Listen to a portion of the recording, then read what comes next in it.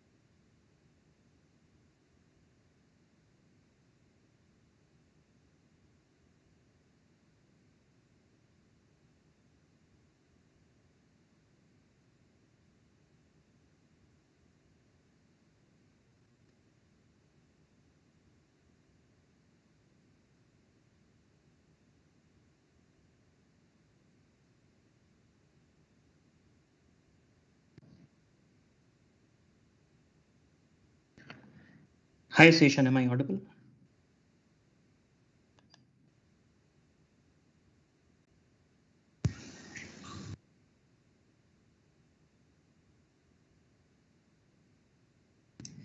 Yes, Seshan, I think we can hear you.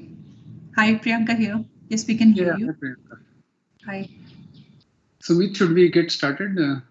Yeah, hi, you can hear me, right? Yes. Yeah, thanks. Great, so yeah, let's make a start. So good morning, everyone, and thank you for joining us today for this open house event for the qualified women candidates in JEE Advanced. So welcome to IIT Delhi. I mean, we wish we could have welcomed you physically on campus, but sadly it has to be online.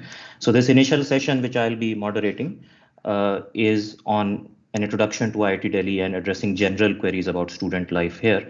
And then we have more branch specific sessions later in the day. So to kick things off today, we are very glad to have with us the director of IIT Delhi, Professor Ram Gopal Rao. And so I would like to first of all invite him to tell you a bit about what IIT Delhi has to offer. So Professor Rao.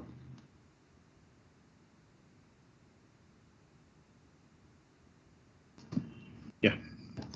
Thank you, Professor Agarwal. First of all, I would like to congratulate all the students who have qualified the JEE Advanced and who are joining us live now for this event. And I think I'm also very happy that Institute Gender Sensitization Committee at IIT Delhi, we have what we call IGES, and IGES conducts a lot of programs and takes many initiatives to bring in gender awareness among all stakeholders, for that matter, starting from faculty to everybody on the campus. And I think they are doing a great service. And also, if you look at IIT Delhi, from the gender equity point of view, I think we are doing quite decently now, even compared to other IITs. We are way ahead in a way. I was recently looking at some of this data. For example, at IIT Delhi right now, 25% of all our students are women, are girls. That's like 1 in 4. Who is actually a girl, and which is a good sign. And in our PhD programs, it is like 40%. 40% of our PhD students are girls, and in the BTech programs, which you will all be joining, 16% of students are girls, and that number this year we are hoping will go up to 20%. So that way, every fifth student in any classroom at IIT Delhi in the BTech programs will be a girl. So I think that's a very positive sign. So you won't be alone. You will have a lot of friends to interact with, both from boys as well as girls. So I think that's something that has changed. Just 10 years ago, now if you want to appreciate these numbers, just look back 10 years ago and look at the classes 10 years ago. That number would have been 1 in 20. Girls would have been 1 in 20 in the classroom. So from 1 in 20 to 1 in 4 is a major achievement for IIT Delhi, and I am very happy that I think so many steps and so many initiatives, both at the institute level as well as at the national level and the Ministry of Education level, have all played towards this positive trend. Having said that, so I think, and also when it comes to the hostels for girls, which is, I know, is always a concern for anyone coming to IITs, all undergraduate students get hostel accommodation at IIT Delhi as a policy. While we might deny it for some students who are in the other programs, for BTech students, all students will get hostel accommodation. And if you are lucky, you might even get a air-conditioned hostel room. In fact, there are two new girls' hostels which are on the verge of completion. There is one girls' hostel which is an independent girls' hostel which is very close to completion. It will be done by end of this year. That's what the contractors are saying. And it will be a centrally air-conditioned hostel. There is another hostel which we originally built for boys, a 1,000-seater kind of a hostel. But now seeing the increase in the girls' strength, we realized that that hostel cannot remain a completely boys' hostel. So we have now bifurcated that. The half of that hostel will be available for girls, and that will also be a completely air-conditioned hostel. So in another 3 months' time, when you come, at least 500-seater hostel will be ready. But in another 1 month time, in fact, 2 months' time, you will have 500 new rooms available for girls, which are centrally air conditioned. In another 4 months' time, you will have 1,000 rooms available for girls, which are completely air conditioned. So with that, I don't think you have to worry about the hostel problems, and whatever you hear from your seniors. I know things have been pretty tough because, as you have seen, the kind of increase we have seen in girls' strength, institute had to make a lot of preparations, and all those preparations have come to the completion now. So that way, I think yours will be the first batch that will stay very comfortably on the campus. So that's something that's happening right now. And when it comes to the institute activities, why IIT Delhi? I think I don't have to tell you why IIT Delhi. After all, it's a top institute in the country, and whether you take education or whether you take research or if you take innovation, IIT Delhi, stands at the top in all metrics. IIT Delhi has a very strong academic kind of orientation. We take pride in academics, so that reflects on student performance and every aspect of the students' growth on the campus. Even on the research front, the best rank IIT Delhi had a couple of years ago was 39th in the world. So IIT Delhi was ranked 39 in the world when it comes to the research activities, the citations and research impact and things like that. For example, just in the last 5 years, we have invested 500 crores in augmenting our research facilities. So that way, we are world class when it comes to our research activities and research infrastructure and the research culture. A lot of things are changing right now. And when it comes to innovation, IIT Delhi files something like 150 to 200 patents a year. And even during the COVID time, the contributions IIT Delhi has made are unparalleled. You don't hear it from any other institute in the country. For example, we signed something like 19 license deals with industries on COVID-related technologies alone. Whether it is the world's most affordable RT-PCR kit or an antigen kind of a kit at 50 rupees, the IIT Delhi has got them developed in the campus, got them approved by ICMR and DCGI, and they're all available for people in the country, and many of these kits are also exported. In fact, even on the PPE side, IIT Delhi brands are well known now. The Kavach brand from IIT Delhi, for example, has sold over 10 million kind of units until now. And the technologies that IIT Delhi has developed to address the COVID problem in the country have already reached something like 15 million people, in the country and abroad. So that's a kind of a impact that IIT Delhi had even during the toughest times.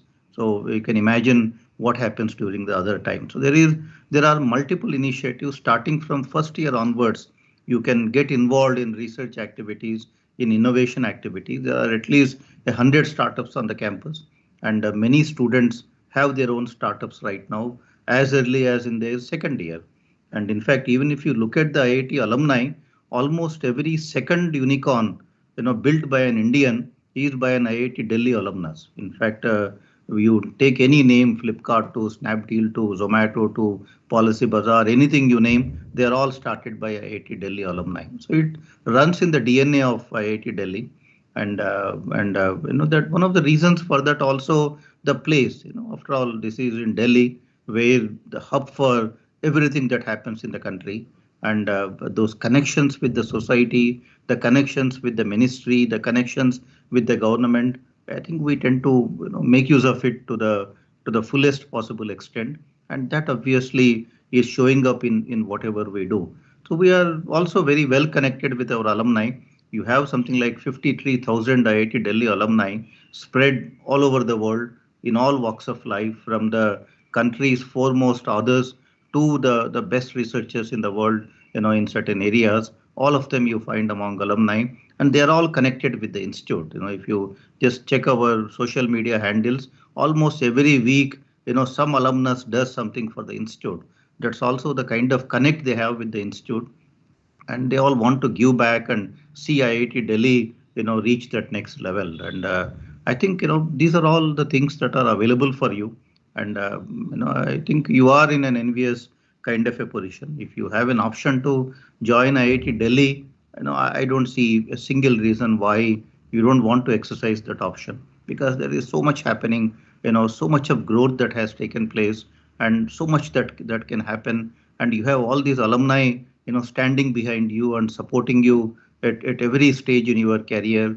And you are going to be among so many girls on the campus. You are not like that 1 in 20, 1 in 10 in other institutes. You are 1 in 4 at 1 in 5 at IIT Delhi in the BTech classes, and on the campus 1 in 4 overall in the campus. So I think, and even in the sports facilities. In fact, IIT Delhi has excellent sports facilities.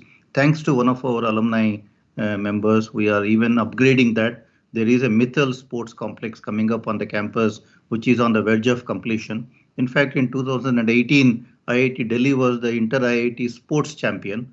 And when we became sports champions, it was by a very large margin compared to the runners-up. And that way, IIT Delhi has a very strong tradition of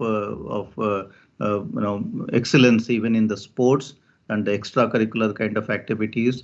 And you are in South Delhi. This is not that you are in the outskirts of some big city, or you have to go away from airport and drive for an hour to find a place. IIT Delhi is in the middle of Delhi, and South Delhi is considered to be the posh locality in the Delhi region. And here, to have a 350-acre campus, to have all these facilities, and any ministry in 15 to 30 minutes kind of a drive is a luxury. And I think I welcome all of you to explore this option. And if you have like I said, the option to join IIT Delhi, I see that you should exercise that, because you will be part of the IIT Delhi family, and which will stay forever with you. Thank you very much, and all the best. And anyway, you have a day ahead where you will get to know more about different specializations and branches. And in each specialization and discipline, so much has changed. Usually the typical feeling is that if you are a girl, choose computer science, electronics kind of a thing. Those days have gone. Even if you take mechanical engineering, right, which is supposed to be all large machines and all that, look at the kind of research that happens in the mechanical departments.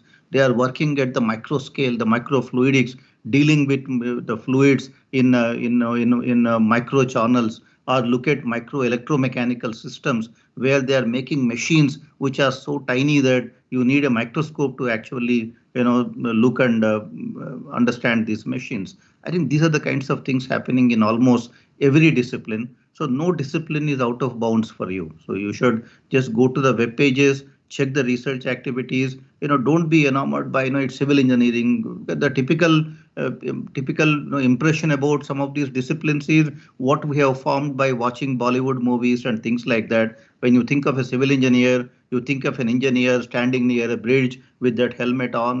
Those days are all gone. I mean, if you want to do, nobody stops you from doing that. But these disciplines now, the civil, there are at least 1/3 of the faculty members in civil engineering working on environmental issues, and they work in their laboratories with very advanced machines, trying to understand what is happening to the air quality, the environment, and what are the sort of things that are happening there. So I think, like I said, there's no discipline which is out of bounds now, and everything has evolved into something which is more advanced and which is all smart kind of machines and miniature kind of things, and so much that can be done right now. And I think that's what you will also get to know today through all these introduction to the various disciplines. I welcome you, and we are all eagerly waiting to see you on the campus here. Thank you very much.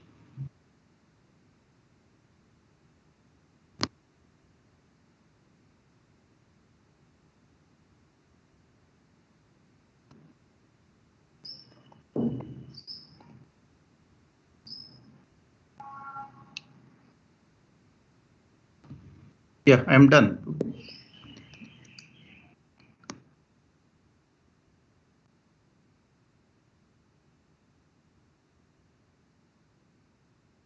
Yeah, Sumit, we are not able to hear you. Okay, now I request the Dean Academics, Professor Shantanu Roy, to address the audience.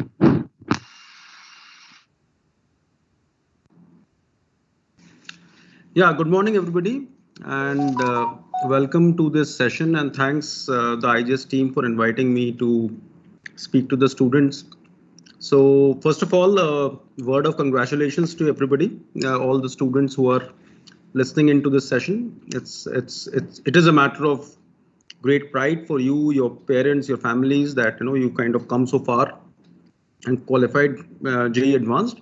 Of course, I do understand that there is a predicament in front of you, that which department and which institute to choose. Of course, we would want you to here at IIT Delhi, but obviously you have to go through the JOSA counseling process and so on.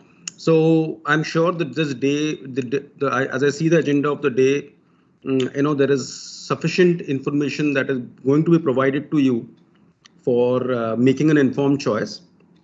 And I think, as directors also mentioned, frankly, all the disciplines are evolving. There are a lot of changes that are happening in different disciplines, and definitely, and one thing is for sure, that your gender should not decide your discipline. You do what you like to do. Of course, it will depend on what rank you have and what discipline and institute you can get. But please do not for even a moment think that so and so discipline is better for one gender or the other. That is not the case. All disciplines are equally easy or difficult, same level of difficulty or ease for either of the genders. So please do not let that be a consideration. You choose what you are getting and what the discipline that you want to take up, and any questions that you have for that, the session that is planned for today will try to help you through that. Of course, you should do your own research, look at web pages and so on. So my administrative role right now kind of puts me in a position that I should give a broad overview of the academic programs here at IIT. So, we have all these BTech and dual degree programs. So just so that it removes any confusion, the dual degree is something in which you get a bachelor's and a master's at the end of 5 years, right? And instead of having a 4+2 duration, you can have a 5-year duration where you complete both a bachelor's and a master's, right? So that is one question that I just wanted to clarify. The second thing which I want to emphasize is that IIT Delhi's undergraduate curriculum, whether it's BTech or BTech plus MTech, is quite generic in its structure, and which basically goes to say that about 50% of your curriculum is actually discipline specific. So let us say you're a BTech student in electrical engineering or mechanical engineering, then about 50% of what you study is specific to electrical engineering or mechanical engineering or any of the other engineering disciplines. The rest of it is generic. So like first year is absolutely common to all disciplines, but even in other years, you end up taking courses in different departments and in different categories. So these details will be explained to you when you join. But the important point for you to carry home today is that it doesn't really matter whether you're doing material science or chemical engineering or electrical engineering or computer science or civil engineering. It is discipline specific education is only about 50%. The rest of it is going to be across disciplines. So you get a broad-based education. Is what we call as a T-shaped model. So there is a broad-based education and there is a specialization or a discipline-specific education that also follows. Now, for those of you who become very interested in one discipline or the other, right, it's possible that you join in mechanical engineering, but you get very interested in computer science while you're here, or you already had an interest. That's also possible. So there is a way in which you can also do that. So we have a concept called a minor area, and which means that you go into mechanical engineering. At some point you decide, well, I want to do some computer science also. So you then move into do a minor area of a certain number of courses, and that will appear in your degree, in which you say that I've done mechanical engineering BTech and a minor area in computer science. That's an example. You can also do that, let us say, in electrical engineering or textile engineering or any discipline where you might want to do a minor area, which is different from the discipline where you are actually studying. For disciplines in which you are already there, let us say you're in chemical engineering as an example, and you want to do a minor area in advanced materials, right? That also you can do. So you can have a discipline specific specialization in your own discipline. So in other words, what I'm trying to say here is that depending on what your interest is, you can explore options beyond the choice that you're making today. That's one thing. So first thing, even in your regular curriculum, you have a lot of diversity. Second thing, if you are in a particular discipline, also you can choose. Then of course, a lot of questions come regarding branch change. And I just want to say that that is a competitive process that happens at the end of the first year. Information on this is available on our website. But of course, it's a competitive process based on your academic performance at the end of the first year. But this does happen. This year also it happened, and for your batch also this will happen. The other point I wanted to make is also about you have perhaps seen all the undergraduate programs that IIT Delhi offers. Just to highlight again, there's a new undergraduate program, a BTech in energy engineering, that is being started this year.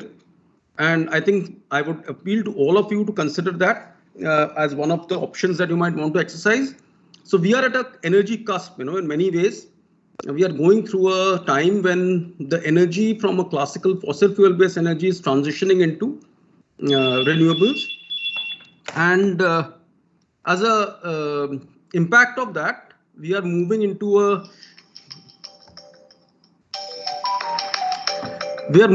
domain in which we have to educate our next generation, which is basically you, into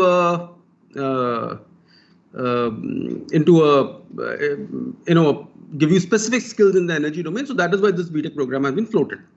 Now, in addition, there are 2 BTech programs which we started last year. So the second year batch is going to enter here, but one is engineering and computational mechanics, and the other is in material science and engineering. So again, you should consider these as well. These are also very, very new and promising disciplines which you might want to consider. In addition to, of course, the disciplines that we've already offered, right? So mechanical, chemical, electrical, computer science, civil, those are the more classical disciplines. Those are always there anyway. So, all these options are in front of you. And I think today, at the way the day is planned, you will actually get to interact with faculty members who can advise you on all of this. Now, in addition, one thing which I wanted to note is that there are many opportunities for awards and scholarships during a BTech program. As Professor Rao said, some of them are also donor scholarships given by various donors. Some of them are alumni who are kind of supporting our students. And there are a whole host of scholarships. So your education will also get supported by in financial terms or in terms of other recognitions, which will all be useful for your career eventually. We also have a good number of exchange programs. We are very well connected internationally with various universities, and our BTech students go for exchange for a semester to those universities. Their students come here, so that kind of helps in increasing the richness of the community here. You know, we get students from France, from Germany, and so on, and our students go to those universities. So we have an exchange. This is a very healthy and nice opportunity for students to also enhance your global perspective. Of course, you get your education, but you also learn about other societies, other cultures, and so on. So that's also an important opportunity that you should explore while you are here. Right. And in the end, I would like to conclude by saying that, look, all the disciplines are good. There are all kinds of perceptions that are created, as Professor House said, out of Bollywood movies. And, now we have your serials on Netflix and so on. The fact is that a lot of it is, myths. All disciplines in any IIT, they are good opportunities. What is important is that you should do well. And like I said, any choice of discipline will actually, help you to further your career in a very, very nice and handsome manner. Right? What is important is that you should focus on academics for an IIT while you also work on other things, do other interesting things that are available in campus, in the hostels, and so on.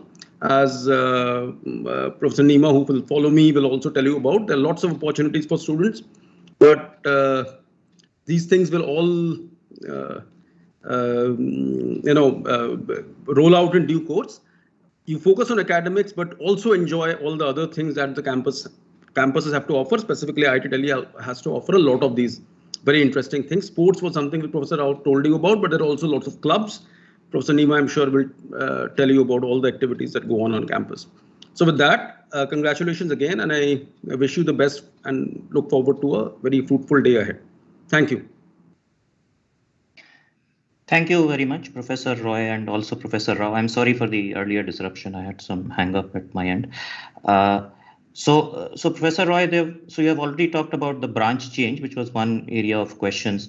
We also had several questions regarding scholarships and fee waivers and such opportunities for students. So would you like to say a little bit about that? What opportunities financially? So scholarships are there. I think in terms of there is a partial fee waiver for students with challenged financial backgrounds. That is always there. That has always been there. But as such, so these are uniform across IITs. So there's nothing specific in IIT Delhi per se. The scholarships are of course specific to IIT Delhi, but otherwise there are partial fee waivers depending on each income slab that are available. That's I think also available to everyone on the JOSA portal and so on as to what are the merit cum means scholarships that are there. As far as purely merit-based scholarships, we have quite a few, but that obviously will depend on when the students come in and how they kind of get going with that. Right. Thank you. Yeah, so thank you, Professor Roy, for all the important information. And of course, more details on these things are available on the web page. And once you come here, we'll of course have various channels to facilitate these things. So Professor Arvind Nima, who is our Dean of Student Affairs, is also with us, and he can tell us more about student life. You have already heard about the new hostels and so on, which is one of the important initiatives. But yeah, I would invite Professor Nima to tell us more about student life in general at IIT Delhi. Thank you so much, Professor Sumit. And I must thank IJES for this initiative, which has been running very successfully since last, I suppose, 4 to 5 years. At the outset, I congratulate all the candidates who have successfully cleared JEE Advanced, and they're all welcome to IT system. Why IIT Delhi? Professor Rao has very aptly answered your question. Professor Roy has also said that we offer tremendous opportunities in terms of growing you professionally and personally. With regard to student affairs, we have so far 14 hostels and we are going to add 3 more. And when IIT began, we had just 1 hostel for girls. Now we are running 4 hostels and we are adding 2 more. So you can just understand from that we are giving a lot of emphasis on accommodation to girls hostel. Girls actually, uh, we have excellent hostels running with cooperative messes where the student decide everything what they want in terms of food, in terms of what they want to do in the hostel, their computer room, reading room, sports, drama, all the cultural activities and everything. We have very competitive environment amongst the hostel residents. Each house celebrate their residency and their no affiliation. So we have a trophy which is called BHC, British High Commission Trophy, where all the hostels compete. And I'm very proud to tell you that in 2018 and 18-19, when we had the last competition before pandemic, it was one of the girls hostel who was champion. So apart from doing just academics, girls do compete and beat boys. So I'm not biased in terms of gender, but I just want to tell you that we are so vibrant in terms of providing you everything what is required for extracurricular, be it cultural activities, be it sports and everything. We are very proud to say that from the students' point of view, we won general championship uh, where boys and girls equally take part amongst all IITs. So IIT Delhi was champion in the last general championship we had in Kharagpur, and next general championship was delayed because of the pandemic, but we are going to host it, IIT Delhi. So I look forward to you as freshers and joining various sports and cultural teams. Uh, in terms of representation from the girls in leadership roles for the student bodies, we have a total of 6 general secretaries, where 2 of them are girls, and we have 4 vice presidents who are girls. Student welfare and student publications are one of the favorites, apart from other extracurricular activities. So from the student welfare point of view, we welcome you all, and you will find all the sports and cultural facilities, sports and everything state of the art here. Welcome, and I look forward to seeing you in IIT Delhi. Thank you. Thank you very much, Professor Nima. So let me just take a look at some of the questions that had come in, especially from the student perspective, though many of them I think have been addressed already.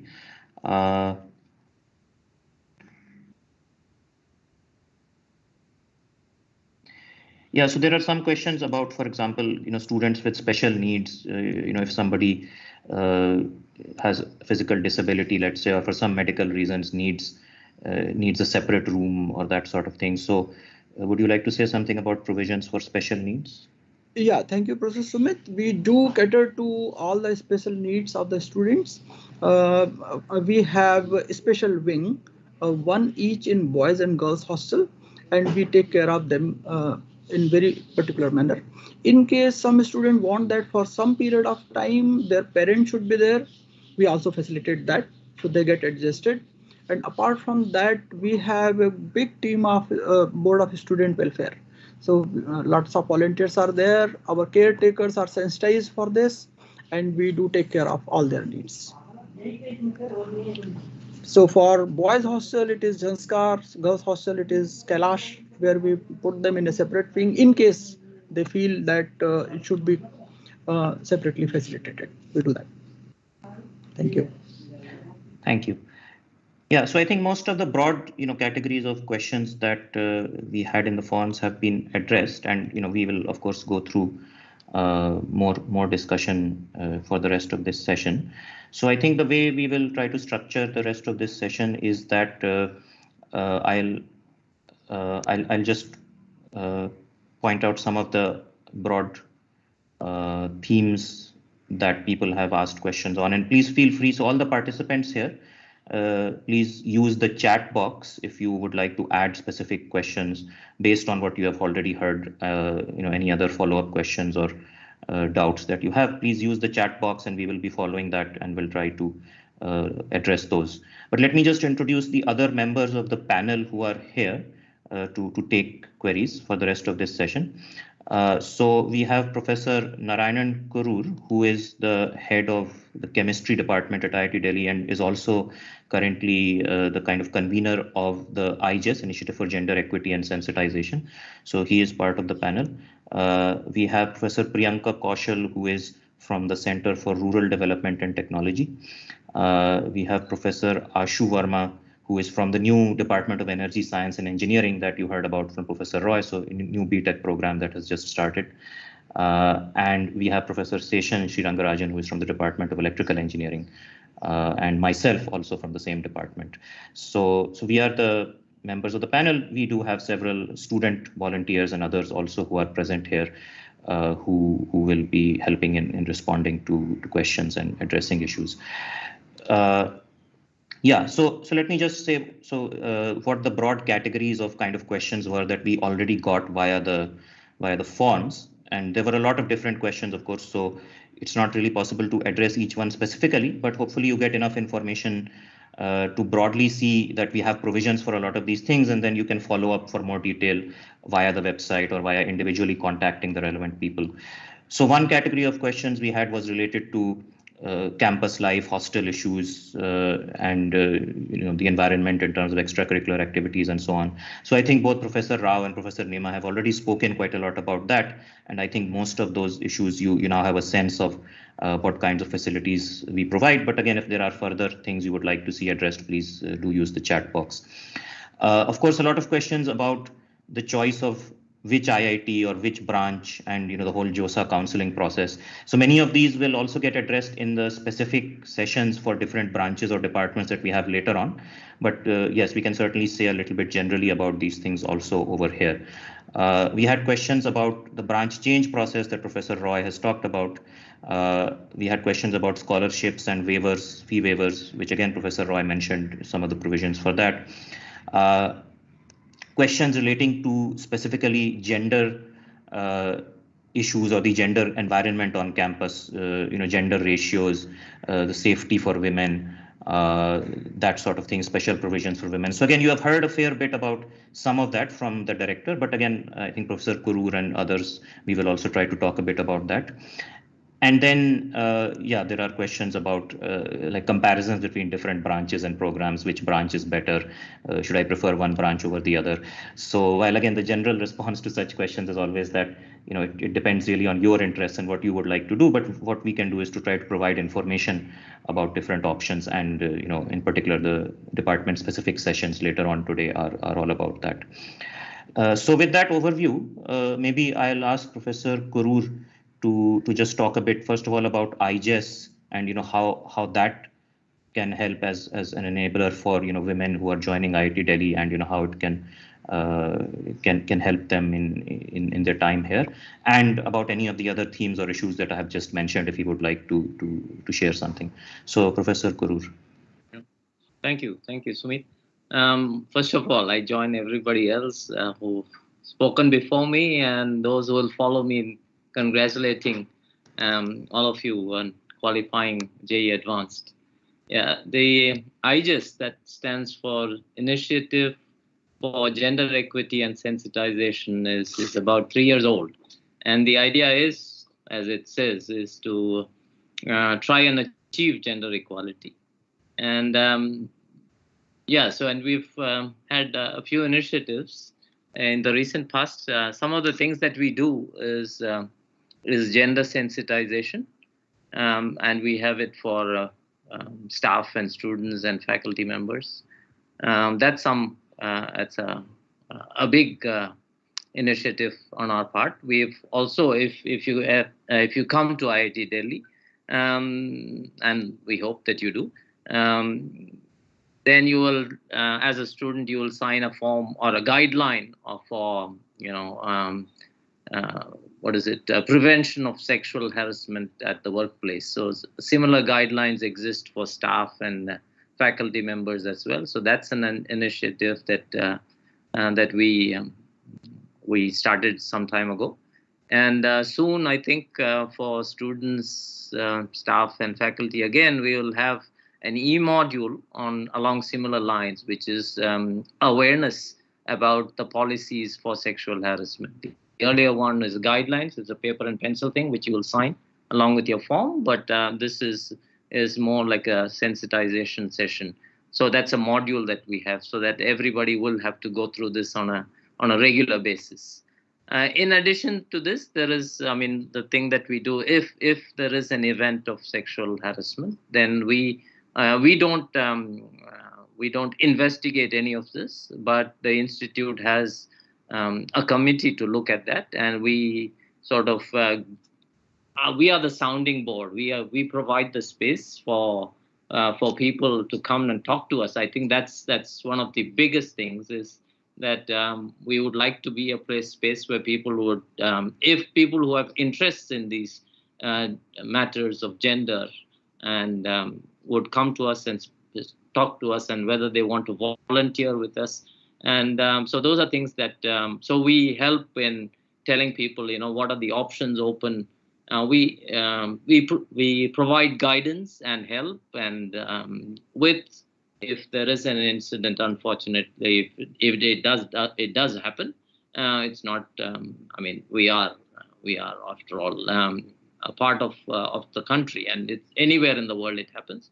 So then we do help people figure out what to do, what are the options that are in front of them. So that's some of the things that we do. And our flagship event is we celebrate International Women's Day around the 8th of March. That's something that we do on a regular basis, where we have various things, including getting some women of eminence. We have had people like Professor Rohini Godbole speak to us. That's one of our flagship events that we have annually. But otherwise, during the year, we have lots of these things that we have. I think, that's probably all that I would like to say about IGES for now. Thank you, Sumit. Thank you, Professor Kurur. Okay, so maybe I'll then invite Professor Priyanka Kaushal to share her thoughts on some of these questions. And maybe in particular, one thing we haven't talked very much about is, the general kind of culture on campus in terms of gender issues and, safety of women and girls on campus, which several people had questions about. So maybe Professor Kaushal can talk about that in addition to other themes. Thank you. Thank you, Sumit. Thank you very much. And thank you, Professor Kurur, for a general brief about the gender sensitization and the programs that are housed here at IIT Delhi. And I welcome all the students. Many congratulations for the wonderful achievement that you all have achieved. And talking about, especially about IIT Delhi campus, it's a very safe campus. We have, I have not come across being the warden of the hostel for about 2 years. I would say that I have never come across any complaint from any of the girls where you could hear that there is any issue regarding the general safety on campus. And as Professor Rao also mentioned, it is very much is the heart of Delhi, South Delhi, and the campus is located in Haus Khas, which is very prime, very posh. There are plenty of stuff that the students do on campus, as well as when they are not studying, they could for the recreational activities as well. So safety certainly is not an issue, but we do see that there are certain challenges in terms of being focused and things like that. So it is important. Safety at the end of the day is something is very personal. We have to be very careful about it. But as far as campus is concerned, it's a very safe campus. We have security persons at all the places. There is a committee that looks after if there is any issue whatsoever, even in the minutest form, is there. So safety, I don't think, is an issue. Sumit, if there are any other questions, I would be happy to take it. Hostel, there was some question I read about the allocation of room and all those stuff, but those are all kind of an obsolete now, or would become obsolete very soon in next 2-3 months time, as Professor Rao already mentioned, and Professor Nima also talked about it, that there are about 1,000 more capacities coming up for hostel seat in about 2 to 3 months time. So hostel seat space, food, mess, for example, is run by the students. They decide what is it that they want to eat, and there's a committee. There's a hostel working committee we call as HWC, who sits together, selected by the students. They are the one who elect their representatives at the hostel level, as well as the BSW committee, where it's all governed by students, and they basically decide what is it that they want. And of course, there are some handholding and some kind of a guidance that they get from faculty members, but normally we take a very passive role. I mean, all the active decisions are taken by students.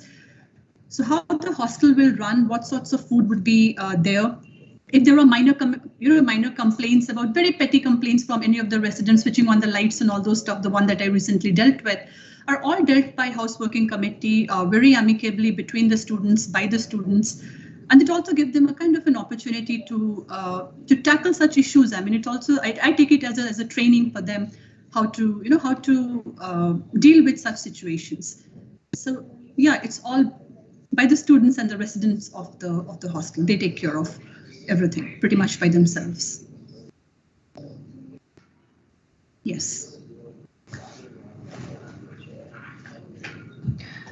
Thank you, Professor Kaushal. So yeah, I think that should address many of the hostel related and campus life kinds of general questions that came up. And I guess the important thing is that a lot of these things are student driven, and the way things are set up. So there were questions about like the quality of the mess food, and if people have special requirements for dietary preferences, will it cater to that? So yeah, I think I mean all those things can always happen, right? Absolutely. Yeah. It's the students who decide what is it that they want to eat. I mean, we cannot like cater to each and every request that is coming from, but if the house working committee, again, it's the student selective body, they decide this is what need to be, and they revise the menu for that matter. I mean, every month they come up with a new set of menu. More or less everybody's requirement is taken care of, and as you rightly said, it's all driven by the students. And majority of the hostel, not just in IIT Delhi, I assume majority of the hostel work with the same ethos. But at IIT Delhi, we give very special kind of, I mean, everything is given to the students, basically, yeah. Thank you. I think Professor Nima would also like to add something. Thanks, Professor Sumit. I just want to add one thing. From January onwards, we are going to introduce flexible messing, where there are going to be 2 food courts.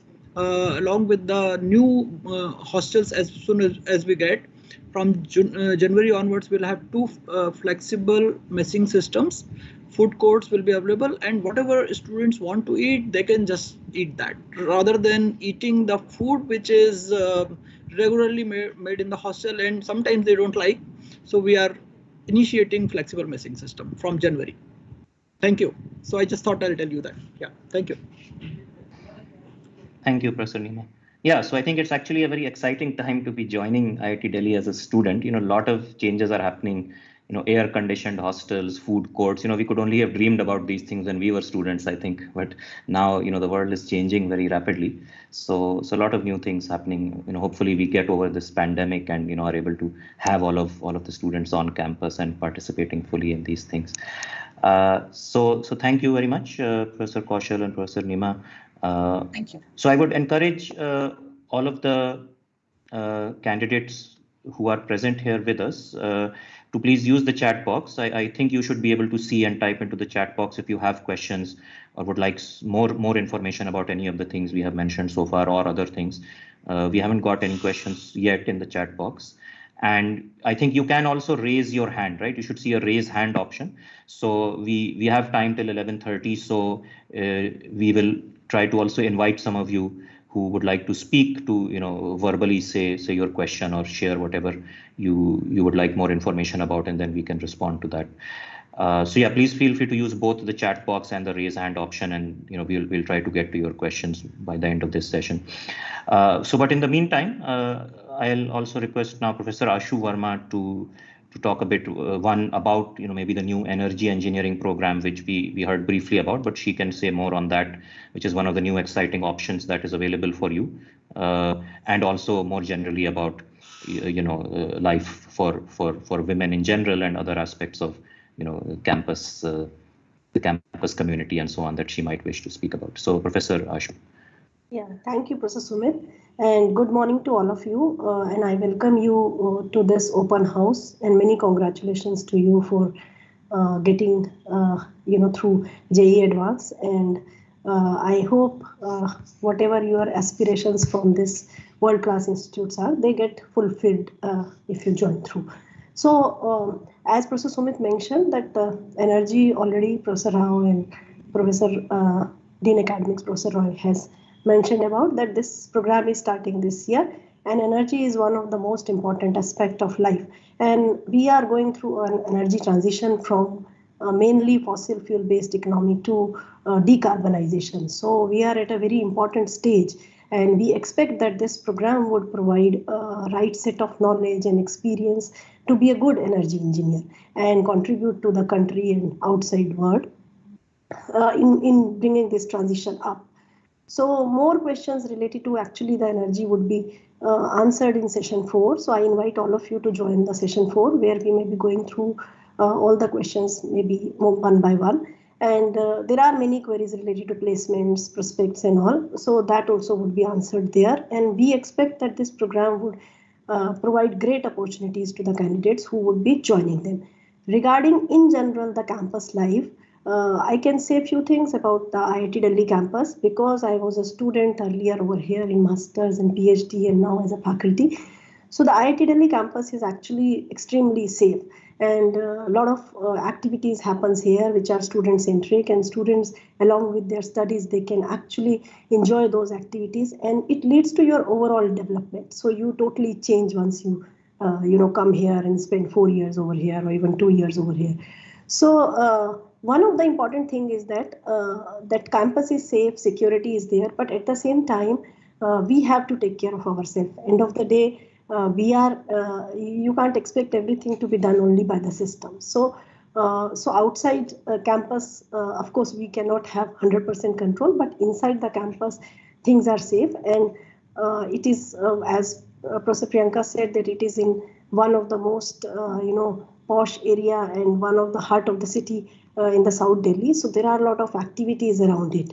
But I hope once you join, you will really enjoy it. So thank you, Professor Sumit. If there are any specific question, then I may answer, but I would prefer that energy related questions we can answer in that 4th session. Our head energy studies would also be there. So we'll have a more detailed session there. Thank you. Yes, thank you, Professor Ashu. Yes, so the more specific, of course, questions about branches and so on, we will have a chance to address in those sessions as well. Yeah, but we still haven't really got any comments in the chat or anything from the candidates. So please feel free to either, as I said, type in or raise your hand, and we can invite you to speak as well. Yeah, we would really like to hear from you. In fact, when we used to have this event, in person until 2019, I remember the lecture hall used to really be a buzz of noise. There was so much interaction happening between the candidates and the students and the faculty members. So it really used to be a very, very energetic event. I remember the buzz of that. Unfortunately, we can't really recreate that online, but we would definitely like to hear from people who are here. So Smith, I can see there are many questions on the YouTube live chat. But those questions are more related to branch, comparison between this and that. So I would request candidates that wait for the other sessions for those questions to be answered. If you have general questions, you can type there also, then we will try to take it up. Thank you. Okay, I see. Yeah, so I wasn't aware whether the YouTube live stream is happening or not, but if it is, then yeah, we should look at that as well. So yeah, I can see one person who has raised their hand, Prajora. So can you hear me? Are you able to unmute? Yes, sir. Yes, please go ahead and ask your question. Sir, my question was that as we are staying in a hostel for the first time, so we tend to get homesick often. So can we go home every weekend? Like if my home is near Delhi, so can I go home every weekend? Am I allowed to go home every weekend? So Professor Kaushal, would you like to respond to that? In principle, yes, there is a form that they have to fill, but there are other modalities that need to be taken care of in terms of the rebate and all those stuff. But in principle, if they want to go, yes, the opportunity is there. Okay, ma'am. Thank you, ma'am. Yeah, so I think we are very flexible on these types of things. I don't think there is anything restricting you from going out of campus or going home, those sorts of things. Professor Nima, would you like to add something? Yeah, thank you, Professor Sumit. You may go, that's okay, but I'm very sure, very sure that after a month or two, you may not like to go because there is so much happening during the weekend amongst the students. You will make a choice to be here with your friends and enjoy extracurricular activities and so many more things. Thank you. Yeah, and just to add up there, what Professor Nima just said, it's absolutely true that even if the option is there, I haven't come across such requests from any of the students so far. In fact, when the campus is not boarded every day because of all the pandemic that is currently on, the request to get on campus is huge. So yes, as you, Professor Nima rightly said, that the campus is so buzzing with all the activities that probably they don't feel homesick anymore. That's the point. Thank you, Sumit. Okay, ma'am. Thank you, ma'am. Thank you, sir. Thank you. Yes, actually, it's interesting, as Professor Kaushal indicated, in the last 18 months at least, rather than homesickness, I think campus sickness has been much more of an issue. And as she mentioned, a lot of people have been wanting to come back to campus, have been missing campus because they have had to stay at home for a long time. So we are facing the opposite problem, at least for the moment. But yeah, hopefully there is enough flexibility to allow people to move in and out of campus as needed. Anyone else would like to ask any questions?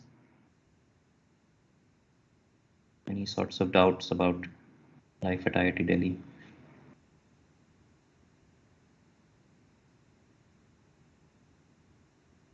So maybe in the meantime, so Professor Seshan, who is the other member of the panel, maybe I'll invite him also to share if he has any thoughts on any of the issues that have come up. And of course, he has also been a key organizer of this whole event, so you might have seen his name on the poster and the links for this event and so on. But yeah, from the perspective of IGES and in general, as a relatively new faculty member, what kinds of experiences of campus there are in terms of gender issues. Yeah, so Professor Seshan. Yeah, thanks, Sumit. So welcome everyone and congratulations on qualifying the JEE Advanced. And so in terms of campus life, what I would like to say is IIT Delhi campus is very vibrant. The undergraduate student population is very active in lots of activities on campus, and they have a very good time. And slowly we are moving back to sort of normalcy, and we're if I'm not wrong, we have over 1,000 undergraduate students currently on campus who are in the hostels. Because of the pandemic, we are slowly bringing them back, and our hope is by 2022, hopefully we can, things will normalize and we can have everybody back. And I don't have anything specific to add. I think most of the other issues have already been mentioned. It looks like there is some technical issue with the chat box. So some of the people are saying that they're not able to access the chat box. So if you have any questions, please feel free to raise your hand, and you can unmute yourself and speak.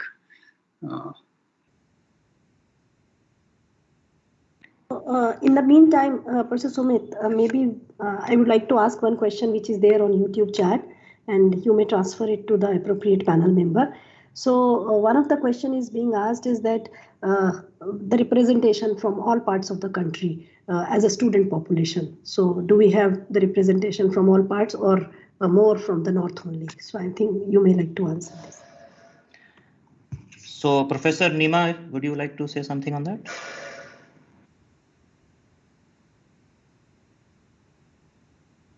I don't know if Professor Nima is still with us. Okay, maybe Professor Priyanka? Yeah. Thank you, Ashu. So we have students from across India. It's not that we don't have, but yes, if you look at in terms of statistics, yes, we have a good number of students from the north, but we cannot say that we don't have students from other part of the country. We have students from Kerala, we have students from J&K.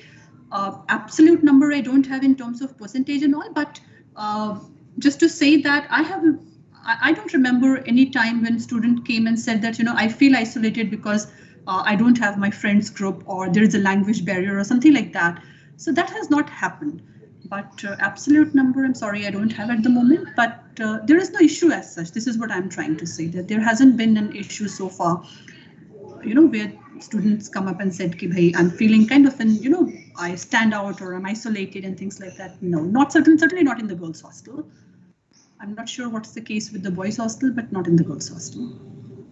Yes. Yeah, and Professor Seshan is also a warden of one of the boys' hostels, so maybe he would like to add something.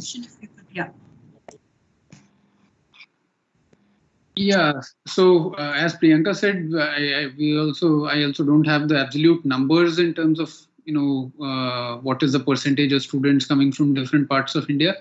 But when I interact with students in the hostels and in the academic area, we come across students from all parts of India, whether it's north, northeast, south. Of course, given that now there are so many IITs across the country, there is slightly more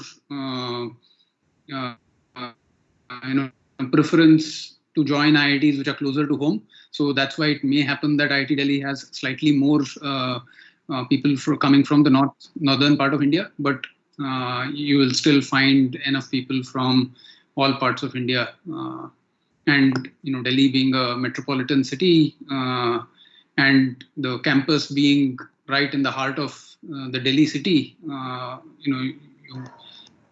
there's no sort of in terms of if you want to have some particular type of food or those sort of things, it's easily available within campus, outside campus, right outside campus.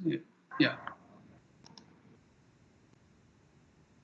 Yeah, thanks, Seshan. So is it possible to enable the chat for everyone, or that's not working out?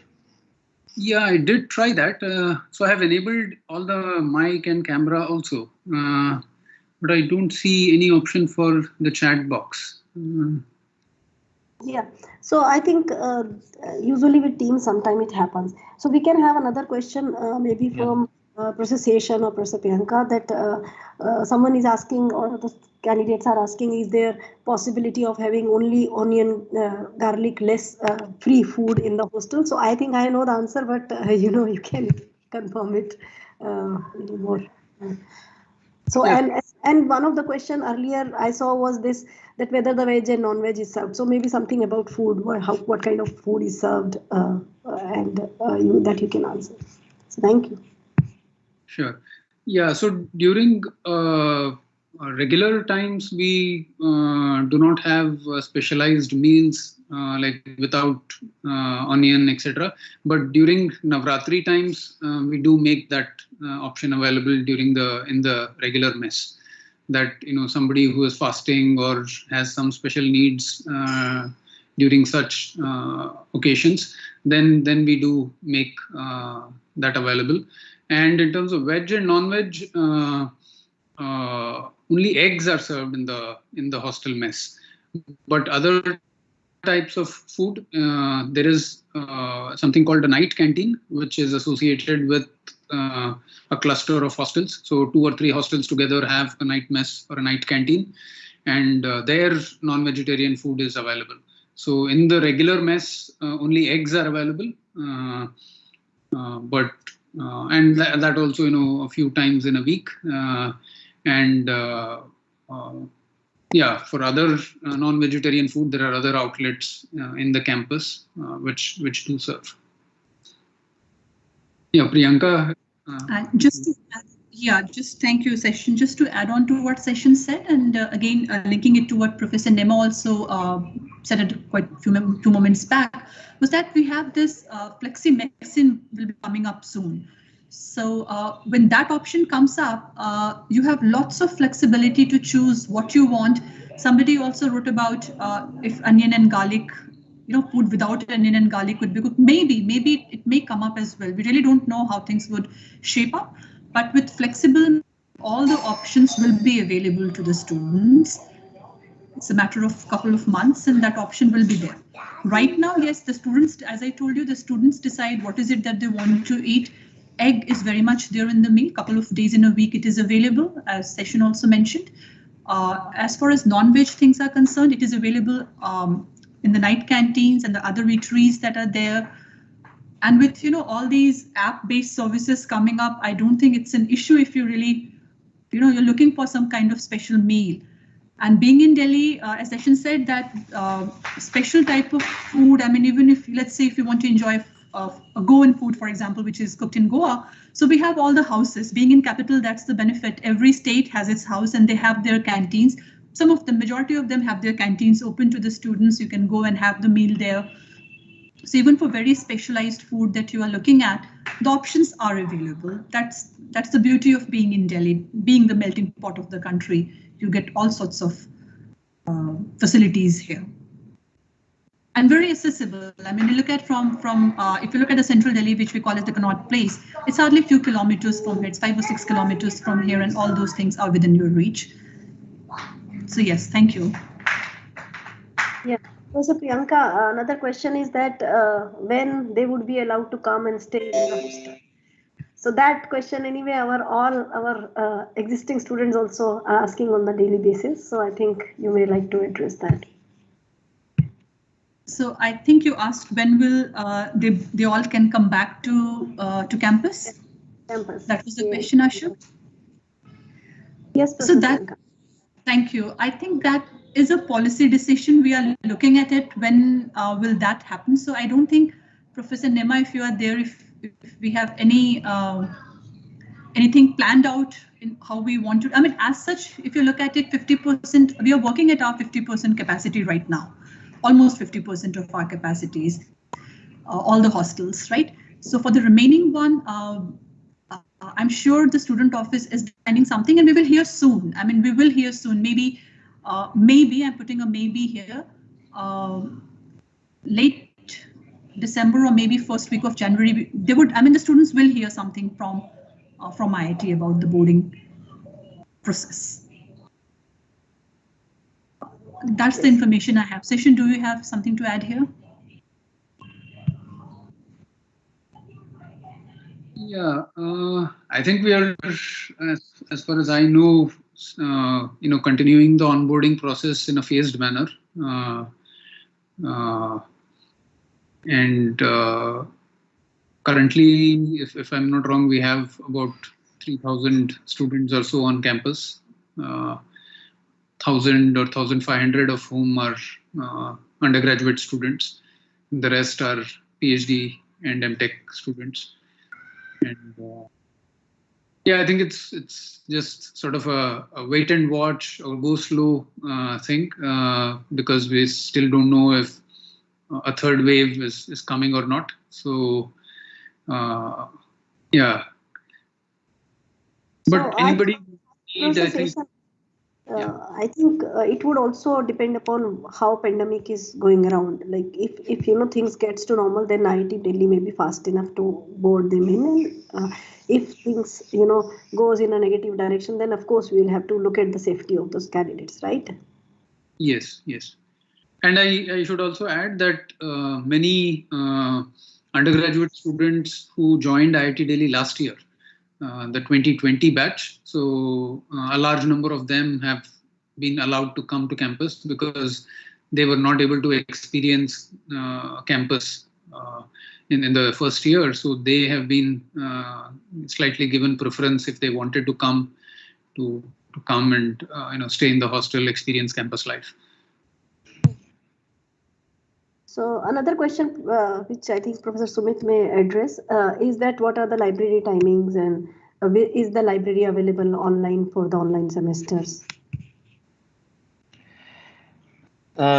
Yeah, sure. So I think all of these details will be provided much more precisely during the orientation program that we have for incoming students. So, if you join IIT Delhi, you actually have like a week-long set of events and programs where we orient you on various campus facilities and all of the different provisions and rules around those. So yes, I mean, library is one of the things that will happen there. In general, I think our library is it is more or less, except on particular holidays and so on, open for students to use the reading room facilities and so on. The issuing of books, has a certain time range, the usual working hours of 9 to 5 or something like that. But in terms of using the reading room facilities and being in the library, I think it's largely open. Actually, some of the current students might be able to say better. Of course, during the COVID period, there were some restrictions for some time, but I think now more or less the library seems to be back in operation. And when I go there, I can see quite a few people using it. So hopefully we'll move back to normal. And as far as the online thing is concerned, yes, though again it might be less needed for the BTech students to begin with. But in general, the resources that the library subscribes to in terms of electronic books and journals and various online resources that are there, which of course are accessible from campus, but provisions have been made to be able to access most of those things from outside campus also. And so yes, for students who need to access library resources remotely, that has been in place for the last 1 year or more, in particular since the pandemic started. Yeah, so that's the broad sense of things. But again, all these things you'll have much more detail on later on. Would any of the students who are here like to add anything on this, on library issues or any of the other questions? Anybody from the BSW who is here would like to say anything?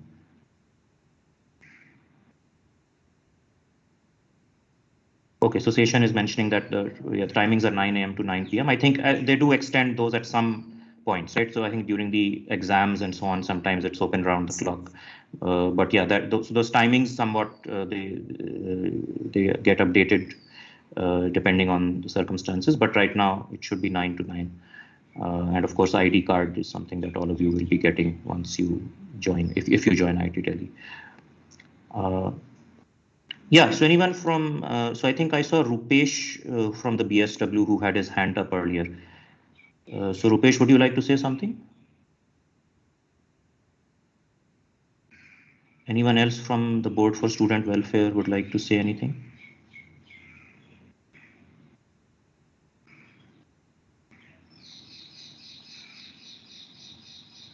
I think Prakhar is also here. Prakhar Sharma, who's the General Secretary. General Secretary. Prakhar, Yeah. Something. Yes, I am audible. Yeah. Yeah, so all that I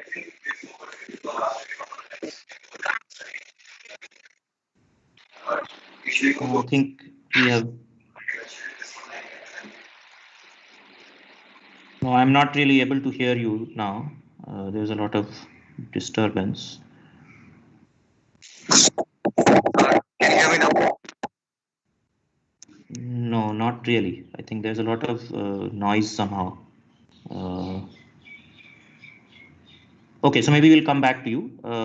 So I saw somebody with their hand raised. So please feel free to keep your hand raised. We'll come to you as soon as possible. I think there was one person with their hand raised who have lowered it now. Anyone who would like to speak from the attendees, please raise your hand.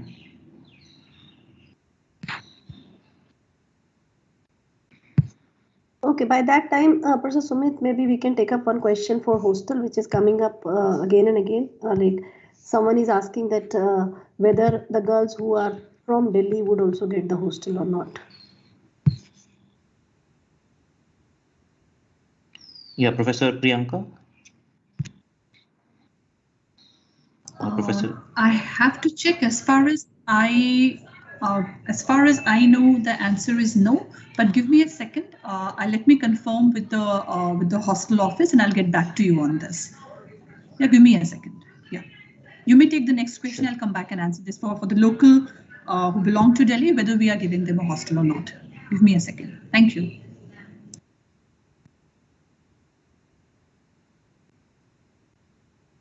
Sumit, question? Yeah. So Ria, are you able to unmute and ask your question?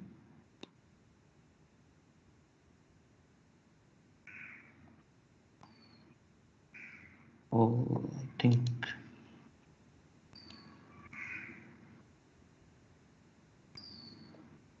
looks like they have lowered their hand. Yeah, please feel free to raise your hand, and as I said, keep it raised. We'll try and come to you as soon as possible. I did see one or two hands raised earlier, but people have, it seems, lowered their hands. Maybe you think your question is already addressed, but yeah, in case you have anything more to say or ask, please do raise your hand again. We have about 15 more minutes to take other questions. Yeah, another doubt is that candidates are asking about the electives option in economics and finance.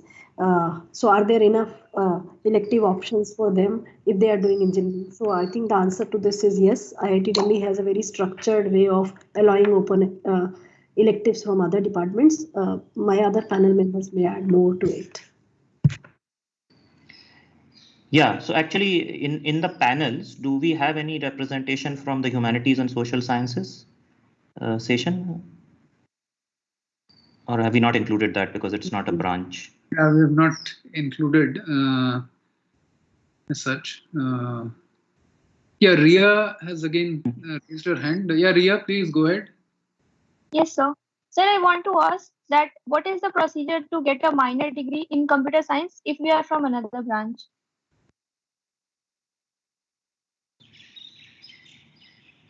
Yeah, so I think Professor Roy talked about that a little bit, and of course the details of all these things will be provided once you are here. I think the basic model is that you have to complete a certain number of credits. So IIT Delhi has a credit-based system. Again, all these things, during the orientation we give you much more detail about the exact academic structures and processes here. But there's a credit-based system where each course you do has a certain number of credits.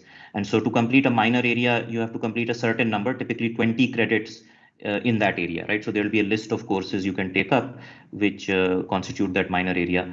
And there may also be like a selection process, that depends on the department. So they may say that, depending on your previous grades, in relevant courses, you will be allowed to register or initiate the minor area, and then you do a certain number of courses and you get awarded that minor area as part of your degree. So that's the basic model, how it works. Again, the specific details will come at the appropriate time. Of course, this is something that typically you would start in your 4th or 5th semester, because that's when you really start taking electives and you have a chance to pursue this. So it's not something that you have to worry about initially. You'll have plenty of time after joining IIT Delhi to explore these options and find out more. Anyone else wants to add anything on that? Yeah, and for the time being, I think they can, if they want to see the minor areas being offered by each department, they can go to the courses of studies on our website. And there the information about minor area in each department is being given, which courses you need to take, or what is the basket out of which you can choose the courses for getting specialization in that minor area.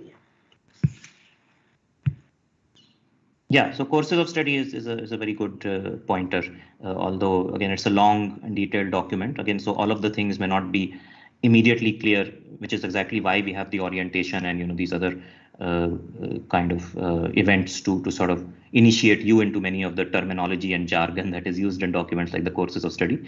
But yes, there is this document which you will find on the IIT Delhi website, which has all the details of all aspects of the curricula, minor areas, even rules for branch change, all these sorts of things you'll find in that document.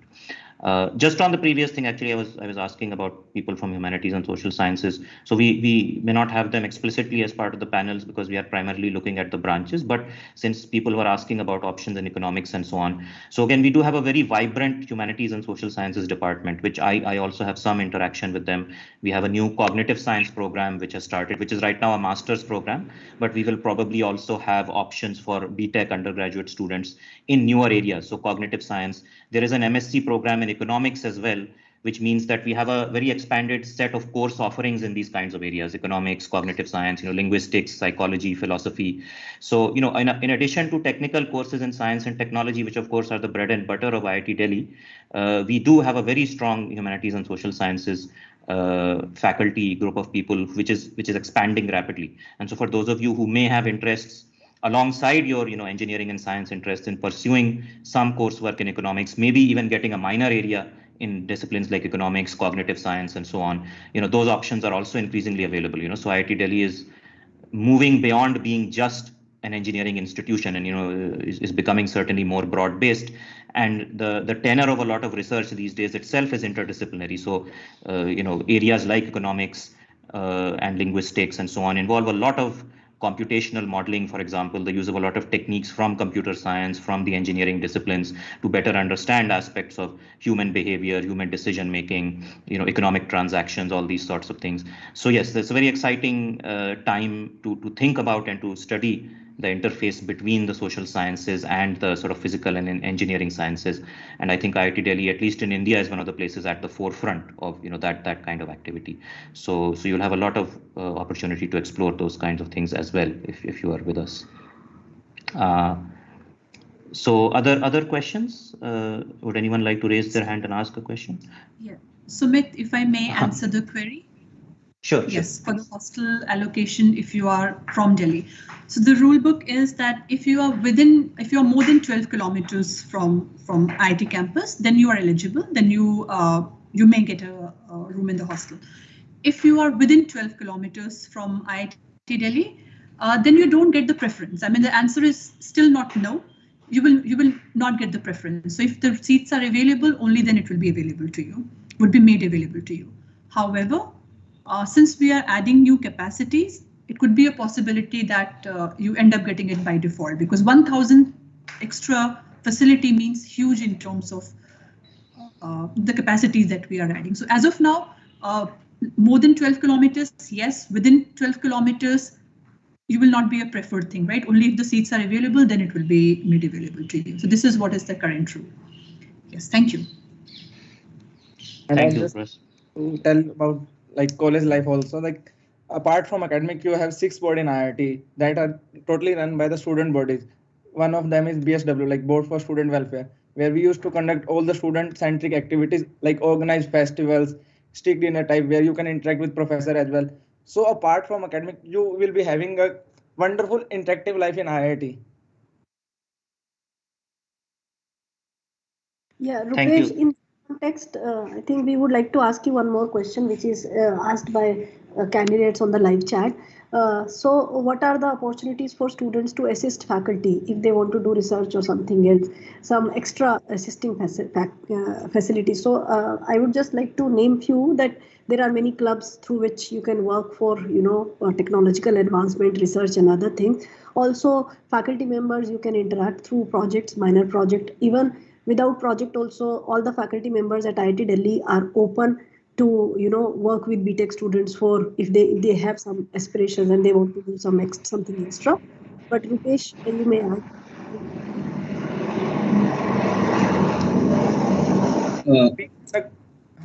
Professor, do you assist?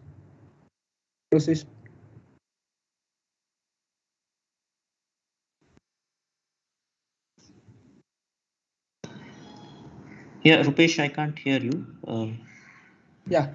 So like we used to conduct one stick dinner also, like Board of Student Welfare conduct stick dinner where one can interact with the professor of their branch, of their community. Like we are going to conduct a stick dinner on 24 also. We have decided to make groups of different regions. Like one can interact from the professor of their region. Like if someone belongs from the south, then they can interact with the professor from that belongs from the south, or someone if belongs from the north, then they can interact with the professor that belongs from the north. So yeah, we used to conduct some other activities apart from that project, or like from that other boards type activities. Thank you. Also, I would like to add on this that one of the boards, SAC, is also introducing like the research portal. So in that, there will be an opportunity for students to directly interact with professors and take direct projects and research projects from them, so that they can work along with the professors in that. And also, we have this whole community is very open, and we can talk to professors. We can ask them for timings, and then we can go and talk about the ideas, and we can ask them for projects. So it's a quite open community. Thank you, Rupesh and Aditya. So some thoughts from the student perspective, and indeed, the Board for Student Welfare will be one of your first contact points if you join IIT Delhi. They are involved in many of the orientation activities, and they take care of the sort of onboarding and initiation of new students onto campus. So we have a lot of provisions for these things, which will, of course, and in this session we are only giving you a teaser, but there's a lot that IIT Delhi has to offer, which you'll find out more and more about as you come on board with us on all these fronts. Anyone else would like to ask a question? Anyone want to raise their hand? Don't see any hands up at the moment.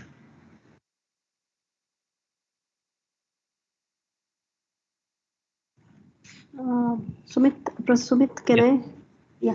So, yes, please. There are many questions related to, whether civil branch is good, whether energy is good, whether mechanical is good. So I would urge all the candidates to wait for those specific sessions. We have, after this, we'll have the branch specific session. In 3 sessions. So please go to those respective sessions, and those queries would be answered there in detail. Yeah, and maybe I can just briefly say something general about these kinds of queries, because we do see. So of course there is one sort of question about which branch is better than another, or which institute branch combination. Should I pick A or should I pick B? So of course those kinds of things ultimately boil down to your preferences, and of course we can try to give you information on those things. But also with regard to the JOSA kind of choice filling and selection process itself, hopefully things are fairly clear by now. When these supernumerary seats were introduced and so on, there were initially some doubts or uncertainties people had about the process, but yeah, so I think all the rules and so on you should have access to from the JOSA website, and I assume most of you who are here have already filled in your choices, and would have got, I think, a mock allocation yesterday, I believe, was announced, which would have given you a sense of what options might be open to you. So yeah, that all of you hopefully are clear on that. Again, feel free to ask us if you have questions on it. In general, our advice has been, with regard to the fact that we now have these female only seats, and a separate set of seats which are set aside for women, what that means, and that number has been gradually increasing, as the director also mentioned at the start. This year our target is to have at least 20%. In fact, we met that target even last year, but at least 20% of the incoming batch should be women, and appropriate number of seats have been set aside for that. So the opening and closing ranks for any given branch can always change from year to year, right? Because of course the number of seats for women has increased perhaps a bit. There are all kinds of other changes happening, like new programs like energy science, which will change things. The number of seats can change in other programs. So while the cutoffs and so on from previous years give you some rough idea, but you should not go only by those. And in general, our advice is try and fill in as many different choices as you can on the JOSA portal, right? Whatever you are interested in, just fill that in, of course, in your order of preference. But yeah, even if you think that there is a small chance of getting some branch or some institute, you fill it in. There's never any harm in filling that in. And the more choices you fill in, the better, right? And then, of course, the system will ensure that you get the highest possible choice that you can, given your rank and given the preferences that you have specified, right? So that's the general advice. don't limit yourself in any way. Fill in as many choices as you can. There is no limit on the number of choices you can select, I believe, on the JOSA portal. Yeah, but any more specific questions about branches and different preferences and so on, people in the specific sessions will be able to give you more details on that. Any questions on any of that, or anything else people would like to ask? So is there any student perspective on JOSA choice filling? Like any student would like to say something to them? Yeah, as Professor Sumit said, that you have to, when you're filling the choices, you don't have to think that I won't be getting this branch or this on this rank. You have to fill all the choices that you want from IIT, because you never know. There can be mistakes.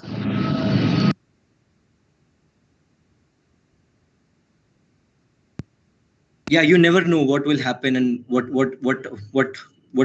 department you will land up in. So you should fill the choices what you want to do, not just by the previous year cutoffs.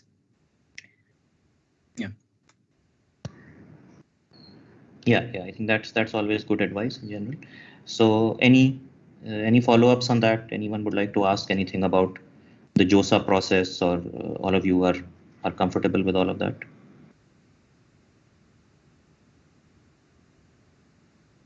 I can see one hand raised. Yeah, Prajora?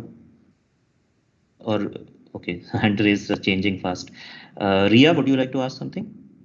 Sir, I had a doubt. I raised my hand. Yeah, please go ahead. Sir, I had a doubt in float option of JOSA. Sir, if we float an option, but suppose we are getting the third option that I filled, and if I float that option, will I still have the third option, or it will go? The seat will go. So I'm not sure if I fully understood the question. Professor Kurur, would you like to respond if you understood exactly? Yeah, I don't know if Arvind is there. Arvind Nema would also be able to answer this. The way it works is that if there is a vacancy in your option 2 at the end of the round where you floated, and where you had a chance to move up to option 2, then option 3 is closed. So all the choices below that is automatically removed. So the moment you get allotted nth of your choice, n+1 down to the bottom is all removed. So they don't exist anymore. So automatically when you move up, then your choices below are gone. So that answers the question. So the seat you vacated is no longer open to you anymore. Okay, sir. Thank you, sir. Thank you, Professor Kurur. Ria, would you like to ask?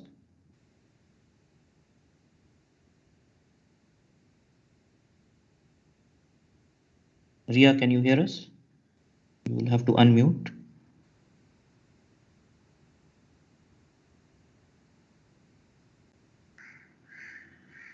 Okay, I'm not sure if she is able to hear us. Anyone else? I just wanted to add. Yeah. Something that you mentioned in one of our conversations, that going by the opening and closing ranks of past years is actually not a very good idea, because the number of seats for each branch do change slightly every year, right? So, for example, IIT Delhi this year is offering the new BTech program in energy engineering, but the overall number of undergraduate seats has not increased. So there has been some reallocation of seats among all the UG programs of IIT Delhi, out of which these 40 seats for the energy engineering program have been taken, right? So the number of seats for some of the other programs would have slightly gone down, right? So going by the past year's opening and closing ranks is not a good idea. They are just there for reference, but I think just fill a very large number of choices. Just go by what your preferences are, and in that order you just fill the choices, and a very large number of choices.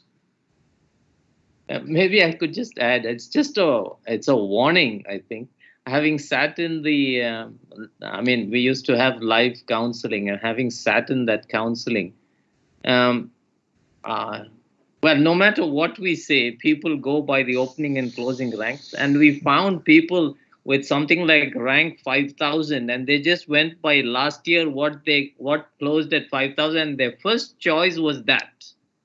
It's not that, I mean, I say that your choices should be either based on a branch. I mean, you have some preference of branches independent of institutes, or it is based on location, that I want to go to Delhi no matter what.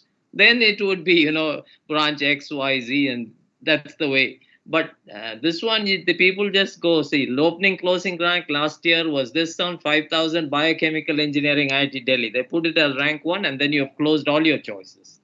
That I mean, I don't know. No matter how much education, well, you can put whatever you want. That's why I thought maybe Aditya did say it. Maybe students have a different way of putting it across, and I think that's what I was hoping, that one of the students might be able to give a something which clicks better than somebody from one generation or two generations above. And Nice, thank you. Might have doubt like what to take, CS in new IITs or a chemical or a lower branch in old IITs. So it totally depends upon you. Like everything has its pros and cons. If you take new branch if you take CS branch in new IITs, then you will be totally into that branch. But if you take some like lower branch in old IITs, then you will be having some great exposure of other activities. For example, that our director mentioned that 1 of 3 unicorn are from IIT Delhi itself. So IIT Delhi has a great entrepreneurship and startup culture. So see, if you want totally go for like branch, then I would say you go for like new IITs. But if you want other exposure like startup exposure and other activities exposure, so you should look for old IITs also. That's it. Also, I would like to add on this that there is this culture of like lower branch and higher branch. Like people start thinking that the cutoff is the ones who has the lower cutoff is a lower branch, or like there is no difference in the exposure a student will get after joining any college. Any student from any department can have, like if he wants to pursue research, or if he wants to pursue anything, he'll get ample opportunities. Like I can say about IIT Delhi, like we'll get ample opportunities in any field, any domain. We can, like a student from my department, like I'm from physical department, so I can just go and I can take time from CS professors, and I can ask them for if there is a project available, or if there is a research opportunity available. So there is no difference in the exposure you will be getting. Of course, you have to do the branch specific courses, but there is no difference in the exposure you will get from while choosing a different branch at a particular IIT. Yeah, thanks, Aditya. Yeah, so I was also going to say something similar. So obviously this notion of like ranking of branches, right, lower and upper and so on. Of course, it's a common perception, but obviously, as faculty members of IIT Delhi, we certainly don't believe in any such ordering of branches. Obviously, we think all the branches are important. That's why we have them, and all of them have their own interests. All of them, as I said, are developing in interesting directions. A lot of interdisciplinary stuff happening. As Professor Shantanu Roy was saying, you have these minor areas. You have flexibility in the curriculum, and of course, you have the option of taking a lot of elective courses, even from areas like humanities and social sciences, as I was indicating earlier. And there is a large portion of common curriculum as well, which Aditya was also alluding to. So in terms of exposure to a lot of the key ideas, whether it be basic maths, whether it be programming skills, basic, let's say, electronics and so on. So many of the core sorts of skills that you might expect a modern day, engineer to have, you will be exposed to as part of the IIT Delhi curriculum, and you'll have a lot of opportunities to pursue that, whichever branch you might be in, right? So I think those are things to keep in mind. Definitely not just go by like perceptions of what is a good branch, what is not a good branch, but try and see what aligns with your interests and your preferences as they are at the moment, right? And then of course they will evolve over time, which is why we also have flexibility in many ways. Other questions? We are more or less out of time, but we can see if there are one or two final questions from anyone. There are certain questions, Professor Sumit, related to branch change. So would you like to say a few things about that? Because there are questions related to that. Can they change from 5-year CSC to 4-year CSC and like that? So in general, branch change. Yeah, so I think, so Professor Roy did speak about that. Again, the details of the process and so on will be provided as you join. And of course, this happens at the end of the first year. But as far as my understanding goes, all branch changes are possible in principle. So, whichever branch you might be in, whether it's a 4-year BTech or a 5-year dual degree, you can in principle change to any other branch. But of course, it depends on basically what is your grade point average at the end of the first year and how many other people apply for that. So there'll be a certain number of openings, I guess, for each branch where the people who have applied will be given preference in order of their GPA, grade point average, and then selected for that. But yeah, I think in principle, depending on how well you do in the first year, you could change to any of the other branches. So those options are there. Provided there is a limit to how many you can't have in a branch, you can't have more than 15% excess of it's I think, well, at this stage, the idea is to come and then worry about it later. That's what I with GPA, and then there's also no branch can go below 15% of its assigned strength and nothing. So there's some very specific things. Yeah, so there are constraints on the process, but in principle, these openings are there, and of course that will be worked out as per the circumstances at that time. Vaishnavi, would you like to ask something? Vaishnavi Kawadi? Yes. Hello, sir. Sir, Yeah, I have a question regarding PS and BTech degree. So if I get a PS of any branch, let's say economics or chemistry, then there is, shall I get any problem regarding opportunities career-wise if I get degree BS, not BTech? Yeah, so we don't have BS options at IIT Delhi, at least at the moment. All our undergraduate programs are BTech or dual degree BTech plus MTech. So I guess you have in mind BS programs at other IITs, possibly like Kanpur and so on. So you can find out more from those institutions. But the general response from me would be similar, right? That it's about what interests you, and even if the degree is called something else, I think at the undergraduate level there is always a common portion of the curriculum. So even, for example, at Kanpur, BS students in the first year will be doing many of the same courses as BTech students, and so I think the name of the degree doesn't matter, right? It's more about what you are doing during that degree and how well it aligns with your interests and your kind of what you would like to do longer term in your career. Professor Kurur, would you like to add something from the chemistry perspective or sciences? Well, I think that, like you said, it doesn't apply to us. But I think Vaishnavi, you might want to know specific issues, and I think it might be Aditya or Rupesh who know these practical matters better than some of us. So maybe they have a better feel for these things. I would imagine, I would go with what you said, that the tag does not make a huge difference, is my understanding, whether it is BS or BTech. The only thing is that one is 2 letters, the other is 4 or 5. But other than that, I think it makes no difference. But maybe Aditya or Rupesh might have a better feel for this. Would any of the students like to add something? Yeah, as Professor Kurur said, that there's no difference if you are in a branch in which of your choice, like if you are liking your department and you're doing something which you want, then there is no difference between a BTech and BSc. So yeah, I don't have any experience and I don't know much about BSc, but yeah, I don't think if there will be much difference if you're doing what you are really wanting to do. Yeah. I mean, it is like the pecking order in branches. Somebody has decided that, computer science is at the top and, something else is at the bottom. But as Aditya and Rupesh said, I think it doesn't matter really. Okay, thank you, sir. Yeah, thank you, Vaishnavi, for that question. And I would, of course, encourage you to talk to the people from IIT Kanpur or other IITs which actually have the BS programs, they would of course be able to give you more information on the specifics of Yeah, those. yeah. Yeah, sure, sir. Thank you. Yeah, thanks.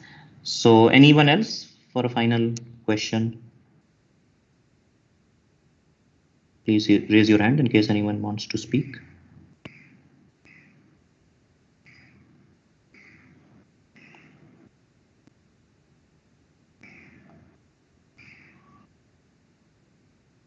Okay, looks like not. So Professor Ashu, anything else from your side, from the YouTube comments or anything? No, Professor Sumit, rest I think we should be able to answer in the specific sessions. So Great. Okay, so then should we wind up here, Seshan and Ashu? Anything to Yes. add? So just to add, so the next session will start at 12. And so the meeting link is different. So please join for that session, which will start in roughly 15 minutes. Yeah, so I believe we have 3 more sessions, right? At 12 and then at 2:30 and 4, right? Something like that. So the exact schedule, of course, is with you, and there's a separate link for each session. So please join us for, as many sessions as you like. We have kept them not in parallel, to allow people to join as many as they would like to know about different branches and options. But yeah, I think so. Thank you very much to all of you for your time in this session. We hope it has been useful in giving you a feel for IIT Delhi, what we have to offer, some of the different kinds of opportunities and aspects of student life here. And do feel free to follow up with us. I think you have some of our email IDs as well, and of course you have the official IIT Delhi contact details on the web page and so on. So we are all here to help you and kind of answer queries that you may have in the process of deciding where to join and after joining IIT Delhi. So do reach out to us, and we hope to see you in the subsequent sessions soon. Okay, thank you. Thanks a lot, everyone. Thank you, everybody. Thank you and all the best. Thank you.